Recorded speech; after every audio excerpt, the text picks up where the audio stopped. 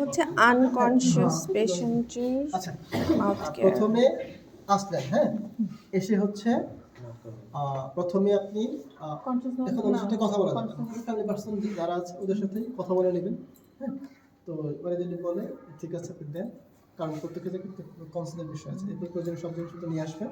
এখন প্রয়োজনীয় সব জিনিসপত্র বলতে আপনার অবশ্যই যে মাউথওয়াশ লাগবে, হ্যাঁ, আর এই যে আপনার ডাং ডিপ্রেশন লাগবে, টাওয়াল লাগবে, হ্যাঁ, ভেজা টাওয়াল লাগবে, শুকনো টাওয়াল লাগবে, পানি লাগবে, গ্লাস লাগবে, বোল লাগবে, হ্যাঁ, ঠিক আছে।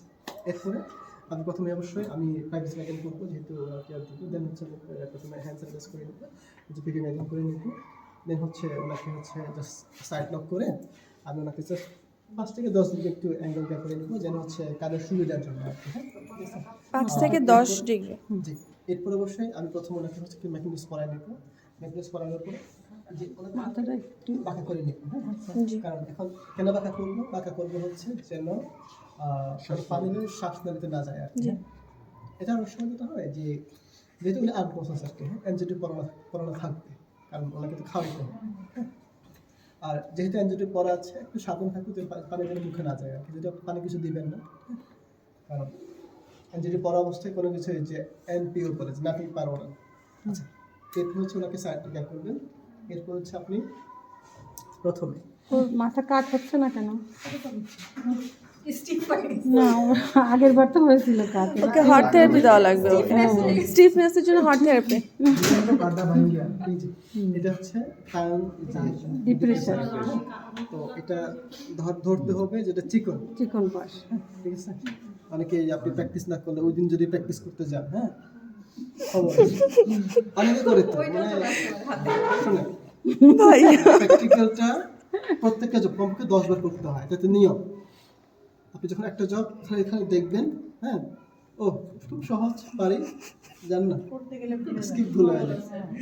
খুব ইজি স্টেপস গুলো মিস হয়, আমরা সবাই জানি। ডেন্টাল ফ্লস ওটা লাগবে না।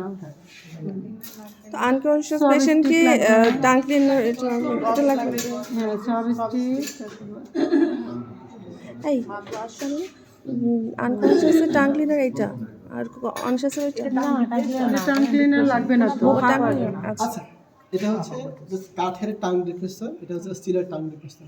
এটা দিয়ে গ্যাক করা যায়, এটা দিয়ে গ্যাক করা যায়, ঠিক আছে। আমরা জাস্ট দেখে রাখবো না, জাস্ট একটা রাখবো, দুই দিকে সমান। কোনটা করবো না। কাঠেরটা দুই দিকে সমান। প্রথমে আমরা এটাই তো ইউজ করব, এটা এটা ইউজ করা যায় একবার করে ফেলে দিবেন। আচ্ছা, প্রথমে হচ্ছে, হ্যাঁ, তো টাং ডিপ্রেসর হচ্ছে অবশ্যই আমি এর আগে অনেকগুলো যে সবস্টিক রেডি করে রাখবো আর কি, হ্যাঁ, কারণ যেহেতু আমি অনেকগুলো 3-4টা অনেক লাগতে পারে। সচরাচর আমরা এখন যেটা করছি এটা তো আসলে প্র্যাকটিক্যাল যেরকম সেটা না, জাস্ট জিনিসটা বোঝাচ্ছি, কারণ আসলে সবস্টিক এটা দিয়ে কিন্তু আসলে ভালোভাবে ক্লিন করা যাবে না। এই জন্য একটা এই যে গজ পিস যখন খুলবো একটু ভালোভাবে পেঁচিয়ে নিই আর কি, হ্যাঁ, একটু এই যে ইয়ে করে এই যে একটু ইয়ে করে নিই আর কি, হ্যাঁ, যে ধরতে পারি না এটা। না না উচিত না, আপনারা তো প্রথমে যেহেতু হচ্ছে gloves আমি আছে না, তখন এটা কোনো সমস্যা নেই, কিন্তু হাতে ধরা যাবে। প্রথমে হচ্ছে এই যে, হ্যাঁ, এটা করে যখন ইয়ে করবে এটা দিয়ে ইয়ে করা যাবে, হ্যাঁ, এই যে, ঠিক আছে। তখন হচ্ছে মুখের লালাগুলো ইয়ে করবে, হ্যাঁ, মুখের জাস্ট শুকনো গজ পিচে প্রথমে এখানে স্টেপ 5টা